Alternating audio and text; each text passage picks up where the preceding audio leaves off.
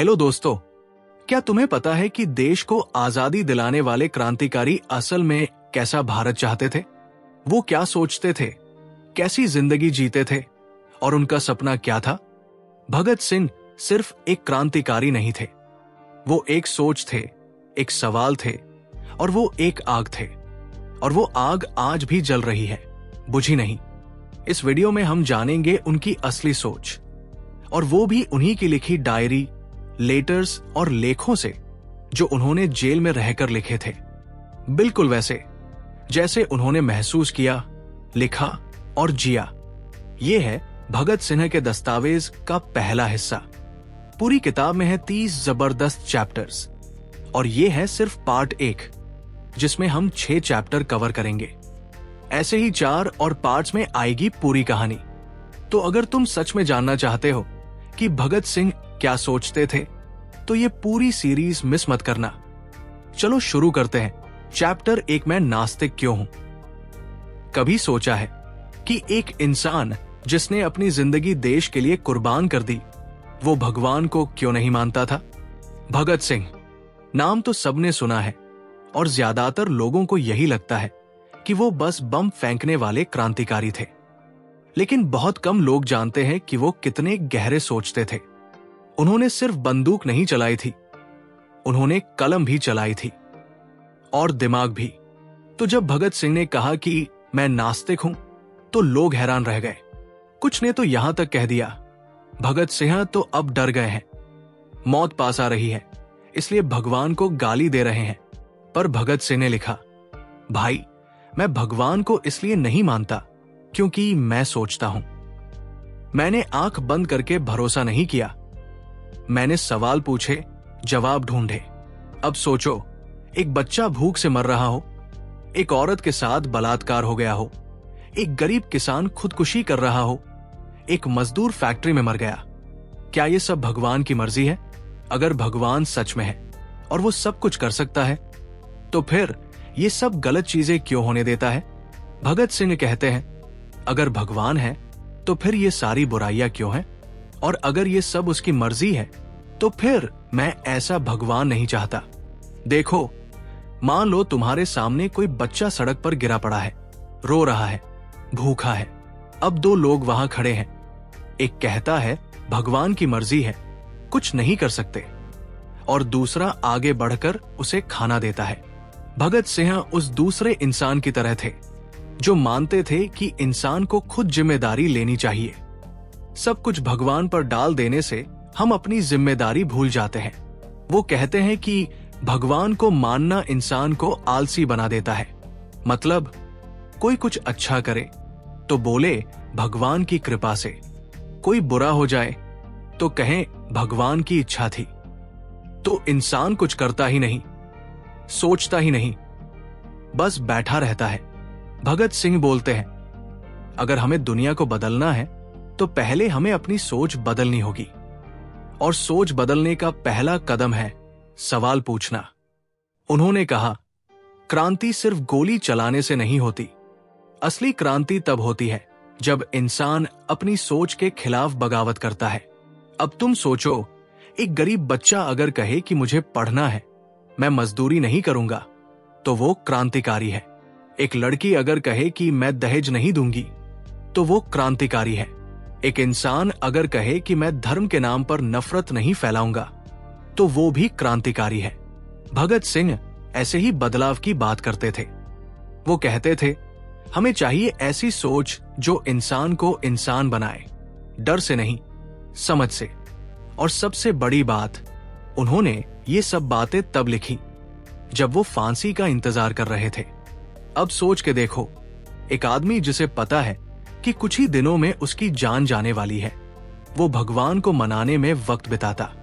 लेकिन भगत सिंह उस वक्त भी तर्क, लॉजिक और इंसानियत की बात कर रहे थे। वो कहते हैं, मैं जानता हूं, मैं मरने वाला हूं। अगर भगवान है और वो मुझे इस सोच के लिए सजा देगा, तो भी मुझे कोई अफसोस नहीं होगा, क्योंकि मैंने सच्चाई के रास्ते पर सोचा, बिना डरे, बिना झुके। और यही तो क्रांतिकारी सोच है। भगत सिंह नहीं चाहते थे कि लोग आंख बंद करके जिए, वो चाहते थे कि लोग अपने हालात को समझें, सवाल करें और खुद बदलाव लाएं।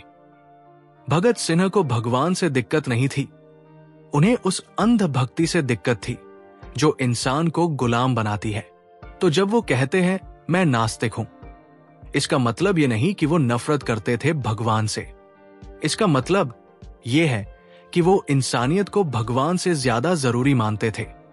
उनकी सोच हमें ये सिखाती है कि मत डरो, सोचो, मत झुको, समझो, मत ठहरो, बदलो। और यही असली देशभक्ति है। चैप्टर 2, मैं छात्रों से क्या चाहता हूं।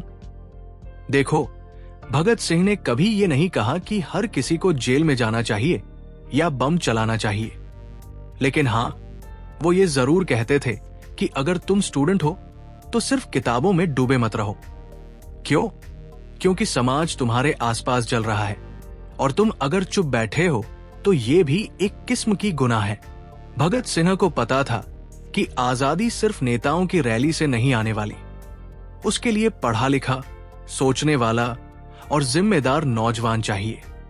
अब भगत सिंह कहते हैं, छात्रों का काम सिर्फ पढ़ाई करना नहीं है, बल्कि समाज की हालत को समझना, सवाल पूछना और बदलाव के लिए तैयार होना भी है। उन्होंने लिखा कि कॉलेजों में पढ़ने वाले नौजवान सिर्फ डिग्रियों के पीछे भाग रहे हैं। कोई नहीं सोच रहा कि देश की हालत क्या है, गरीबों का क्या हो रहा है, जो लोग जुल्म झेल रहे हैं, उनकी आवाज कौन बनेगा। अब सोचो, आज भी यही हाल है ना।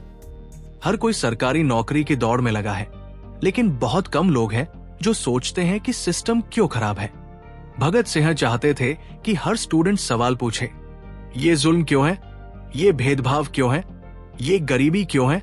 उन्होंने कहा कि अगर स्टूडेंट ही राजनीति से दूर रहेंगे तो देश पर सिर्फ बेवकूफ या चालाक लोग राज करेंगे। उनका साफ कहना था, राजनीति गंदी नहीं है, उसे गंदा बनाने वाले लोग हैं, और अगर अच्छे लोग पीछे हटेंगे तो गंदे लोग आगे आते रहेंगे। अब जरा सोचो, आज कितने स्टूडेंट्स हैं जो अपने कॉलेज के बाहर की दुनिया को समझना चाहते हैं? बहुत कम, क्योंकि उन्हें डराया गया है कि राजनीति मत छुओ, करियर बर्बाद हो जाएगा। लेकिन भगत सिंह ने कहा, करियर बनाना अच्छी बात है, लेकिन अगर तुमने समाज के लिए कुछ नहीं किया तो वो डिग्री एक दिन बेकार हो जाएगी। उन्होंने अपने लेखों में लिखा था, छात्रों को संगठित होना चाहिए, उन्हें देश की गरीबी, बेरोजगारी, शोषण और अन्याय के खिलाफ आवाज उठानी चाहिए। उन्हें उम्मीद थी कि नौजवान ही बदलाव लाएंगे, क्योंकि वही सबसे ताकतवर होते हैं, सबसे ज्यादा ऊर्जा उन्हीं में होती है। वो चाहते थे कि स्टूडेंट्स सिर्फ किताबी ज्ञान नहीं, बल्कि विचारों की लड़ाई भी लड़े। और ये बात आज भी उतनी ही सच्ची है जितनी 100 साल पहले थी। बस यही था भगत सिंह का छात्रों से असली संदेश।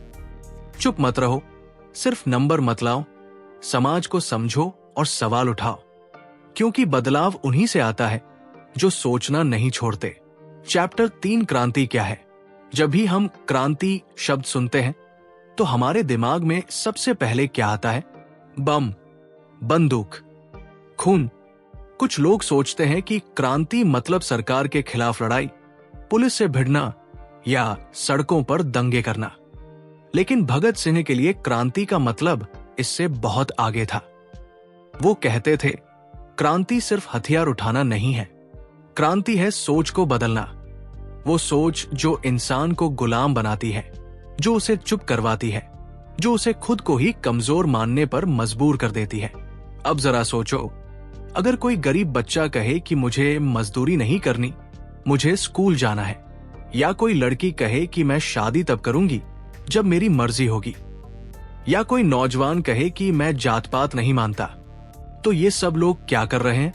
ये सब सोच के खिलाफ बगावत कर रहे हैं। यही असली क्रांति है। भगत सिंह ने कहा था, क्रांति का मतलब समाज को पूरी तरह से बदल देना नहीं है, बल्कि समाज की उस व्यवस्था को चुनौती देना है जो इंसान को इंसान नहीं रहने देती।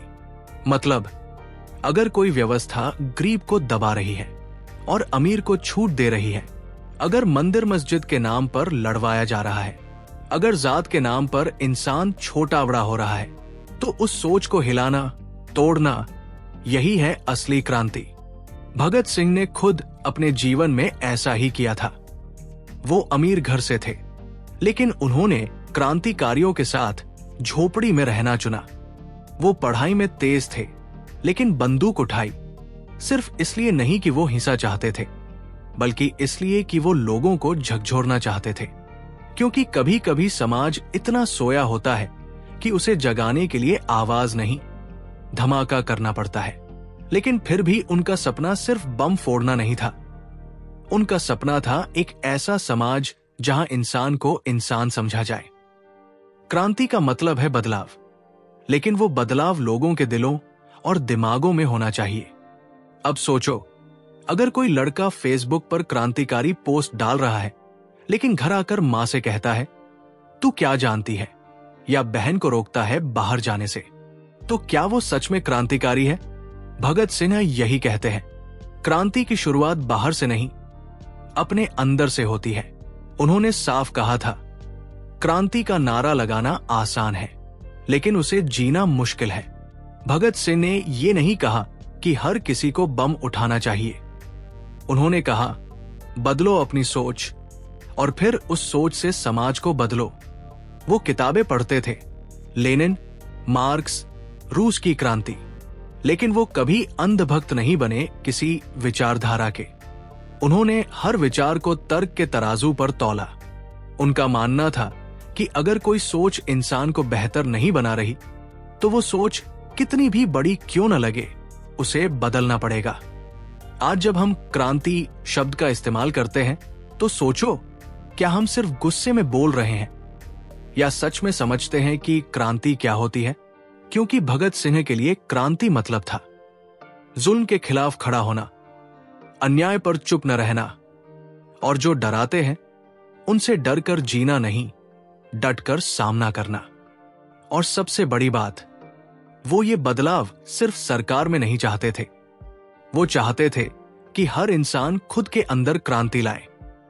तो जब तुम अगली बार इंकलाब जिंदाबाद कहो, तो सिर्फ नारा मत लगाओ, उस सोच को समझो, जियो और थोड़ा थोड़ा करके इस समाज को बदलो। क्योंकि भगत सिंह ने गोली चलाई थी ताकि हम कलम उठा सकें। उन्होंने जान दी ताकि हम सोच सकें। उन्होंने चुप नहीं किया खुद को ताकि हम आजाद बोल सकें। चैप्टर 4 समाजवाद क्या है? आजकल जैसे ही कोई समाजवाद शब्द सुनता है तो लोग या तो बोर हो जाते हैं या सोचते हैं ये कोई बहुत भारी भरकम राजनीतिक बात है। लेकिन सच ये है कि भगत सिंह के लिए समाजवाद सिर्फ कोई विचारधारा नहीं था, वो एक सपना था। ऐसा समाज जहां कोई किसी से छोटा या बड़ा न हो। भगत सिंह ने जब समाजवाद की बात की थी तो वो ये नहीं चाहते थे कि सबके पास एक जैसी चीजें हों। वो चाहते थे कि हर इंसान को जीने का हक बराबर मिले। अब सोचो, एक आदमी जो दिन रात मेहनत करता है, मजदूरी करता है, फिर भी 2 वक्त की रोटी के लिए तरसता है, और दूसरी तरफ कोई सिर्फ अपनी विरासत से करोड़ों का मालिक बन बैठा है।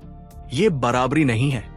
भगत सिंह कहते थे, हम ऐसी दुनिया बनाना चाहते हैं जहां शोषण न हो, गरीब को दबाया न जाए, और कोई इंसान किसी इंसान का मालिक न बने। मतलब समाजवाद का मतलब ये नहीं कि सब अमीर हो जाएं, बल्कि ये कि कोई इतना गरीब न रहे कि उसका पेट भी न भर पाए। आज भी देख लो, एक बच्चा इंग्लिश मीडियम स्कूल में पढ़ता है, लैपटॉप से पढ़ाई करता है, कोचिंग जाता है, और दूसरा बच्चा सरकारी स्कूल में टपकती छत के नीचे बैठा है, किताब भी पूरी नहीं। तो इन दोनों के लिए आगे बढ़ो कहना क्या वाकई बराबरी है? भगत सिंह यही पूछते हैं, क्या ये आजादी है? क्या ये इंसाफ है? वो साफ कहते हैं, हम सिर्फ अंग्रेजों से नहीं, उस पूरी व्यवस्था से लड़ रहे हैं जो गरीब को और गरीब बनाती है। उनकी सोच में समाजवाद का मतलब था हर बच्चे को एक जैसी शिक्षा मिले, हर इंसान को इज्जत से जीने का मौका मिले, और कोई भूखा न सोए, चाहे वो किसी जात का हो, धर्म का हो या जगह का हो। भगत सिंह मानते थे कि सिर्फ राजनीतिक आजादी काफी नहीं है। मतलब ये कि अगर अंग्रेज चले भी जाएं और देश अपने हाथ में आ भी जाए, लेकिन अगर गरीब अब भी दबा हुआ है, किसान अब भी मर रहा है और मजदूर अब भी शोषण झेल रहा है, तो ये आजादी अधूरी है। उन्होंने लिखा, अगर हमारी क्रांति का नतीजा सिर्फ सत्ता की अदलाबदली है तो वो सच्ची क्रांति नहीं है।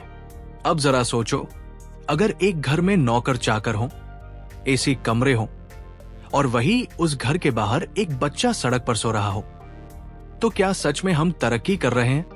भगत सिंह कहते हैं, तरक्की तब होगी जब हर इंसान को बराबरी का मौका मिलेगा। और यही है समाजवाद, एक ऐसा समाज जहां कोई भी सिर्फ इसलिए पीछे न रह जाए क्योंकि वो गरीब घर में पैदा हुआ था। और इसी सोच के लिए भगत सिंह ने अपनी जान दी थी। उन्होंने कहा था, मुझे फांसी की चिंता नहीं, मुझे बस ये चिंता है कि मेरे मरने के बाद मेरी सोच मर न जाए।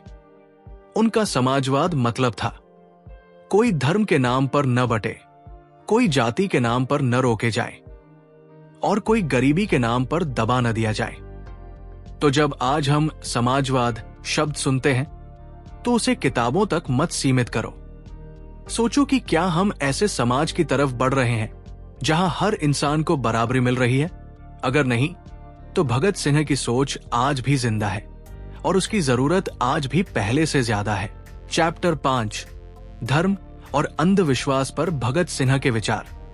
भगत सिंह को जब कोई कहता था कि तू भगवान में क्यों नहीं मानता, तो वो सीधा पूछते थे, क्या भगवान की मान्यता का मतलब है कि मैं सवाल पूछना बंद कर दूं? देखो, उन्होंने कभी किसी को मंदिर, मस्जिद, गुरुद्वारे जाने से मना नहीं किया, पर उन्होंने ये जरूर कहा, अगर तुम्हारा धर्म तुम्हें सोचने से रोके, अगर तुम्हें अंधा बना दे, तो वो धर्म नहीं, एक जंजीर है। भगत सिंह ने लिखा, जब हम पैदा होते हैं तो कोई धर्म चुनकर नहीं आते, वो हमें समाज देता है। पर क्या हमने कभी पूछा कि जो हम मानते हैं वो सही भी है या नहीं? उन्होंने कहा, किसी चीज पर भरोसा करना बुरा नहीं है, पर बिना जांचे परखे मान लेना वो अंधविश्वास है। अब आज के दौर में देखो, अगर कुछ अच्छा हो जाए तो लोग बोलते हैं भगवान ने किया, कुछ बुरा हो जाए तो बोलते हैं कर्मों का फल है। पर भगत सिंह ने साफ कहा, अगर भूकंप, बाढ़, बीमारी सब भगवान के हाथ में है, तो फिर इंसान की जिम्मेदारी कहाँ गई? उन्होंने सवाल किया, अगर एक बच्चा भूखा मर रहा है तो क्या उसे भगवान ने ऐसा बनाया, या ये हमारी समाज की नाकामी है? वो कहते थे, धर्म को इंसान के सुधार का जरिया बनाओ, डर का औजार मत बनाओ। और ये सिर्फ उन्होंने लिखा ही नहीं, अपने पूरे जीवन में निभाया। जब उन्हें फांसी की सजा मिली तो जेल अधिकारी उन्हें बोले, पंडित बुला लेते हैं, अंतिम पूजा कर लो। तो उन्होंने जवाब दिया, मुझे किसी पूजा की जरूरत नहीं, मैं शांत दिमाग से सोचते हुए मरना चाहता हूं। अब सोचो, कोई कितना मजबूती से अपने विचारों पर खड़ा हो सकता है, जो मौत के सामने भी डिगे नहीं। भगत सिंह ने धर्म को कभी नीचा नहीं दिखाया, पर उसका अंधा अनुसरण करने वालों से जरूर सवाल पूछे। उन्हें गुस्सा उन पंडितों, मौलवियों, बाबाओं से था जो लोगों को डराकर उन्हें चुप कराते थे। अगर तुमने सवाल किया तो पाप लगेगा। भगत सिंह कहते थे, अगर पाप सवाल पूछने से लगता है तो मैं हर बार पापी बनना पसंद करूंगा। तो अगर आप भगत सिंह की बात समझना चाहते हैं तो समझो, वो हमें डरने से आजाद कराना चाहते थे। चाहे वो धर्म का डर हो, समाज का, भगवान का या सत्ता का। उनके लिए सच्चा इंसान वो था जो सोचता है, समझता है और सवाल करता है। बस इतनी सी बात थी भगत सिंह की। धर्म से मत डरो, धर्म को मत डराओ, धर्म से ऊपर इंसानियत रखो। चैप्टर 6, भगत सिंह और मजदूरों की आजादी। जब लोग आजादी की बात करते थे तो ज्यादातर का मतलब होता था, अंग्रेज चले जाएं, बस काम हो गया।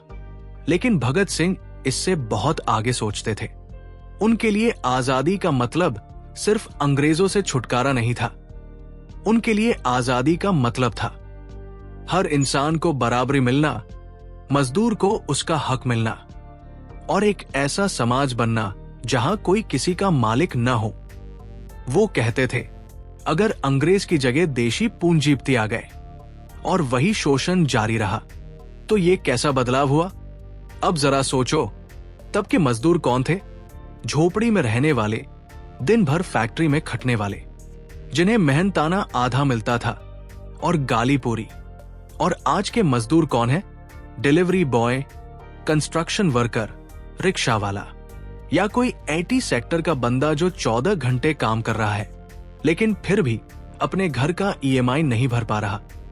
भगत सिंह ने साफ साफ कहा था, ये जो फैक्ट्रियों के मालिक हैं, बड़े बड़े जमींदार हैं, इन्होंने गरीबों की मेहनत से महल खड़े किए हैं और गरीब आज भी भूखा है। ये सिस्टम बदलना होगा। वो सिर्फ क्रांति की बात नहीं करते थे, वो सोशल जस्टिस की बात करते थे, सामाजिक बराबरी की बात, जहां कोई मजदूर मालिक के आगे झुका हुआ न हो। उन्होंने कई लेखों में मजदूरों की हालत पर गुस्सा जताया। उन्होंने लिखा, जो इंसान दिन भर सूरज में जलता है, धूल में लथपथ होकर घर लौटता है, वो हमारे देश का असली हीरो है, ना कि वो जो सूट पहनकर एसी ऑफिस में बैठा है। भगत सिंह चाहते थे कि मजदूर और किसान मिलकर संगठित हो, अपना हक मांगे, किसी से भीख नहीं, बराबरी का हिस्सा ले।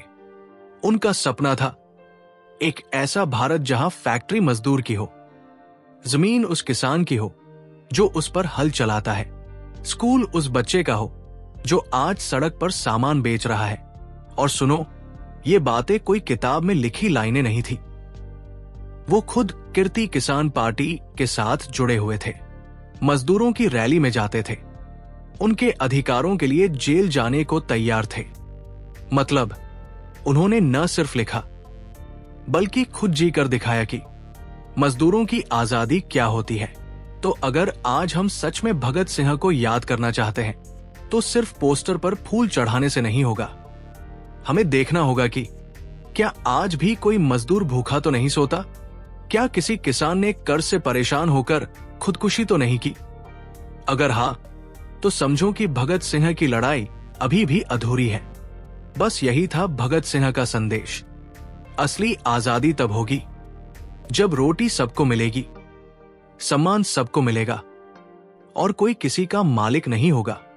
तो ये थे भगत सिंह की सोच के पहले 6 अध्याय। सिर्फ शुरुआत है ये। अगली वीडियो में हम और गहराई में जाएंगे, अगले 6 चैप्टर्स के साथ। और हर बात उतनी ही तेज, उतनी ही सच्ची होगी जितनी आज तक किसी ने दिखाई नहीं। ये पूरी सीरीज 5 पार्ट्स में आएगी और हम चाहते हैं कि हर भगत सिंह को मानने वाला इसे जाने, देखे और महसूस करे। अगर आपको ये वीडियो कुछ भी नया सोचने पर मजबूर कर गया तो कमेंट करो, शेयर करो और हमें हाइप पॉइंट्स दो। जितनी ज्यादा हाइप, उतनी जल्दी अगला पार्ट और उतनी ही ज्यादा आवाज भगत सिंह की सोच के लिए। ये सिर्फ वीडियो नहीं है दोस्त, ये वो आग है जो बुझी नहीं, बस लोगों तक पहुंचनी बाकी है। मिलते हैं पार्ट 2 में, तब तक के लिए इंकलाब जिंदाबाद।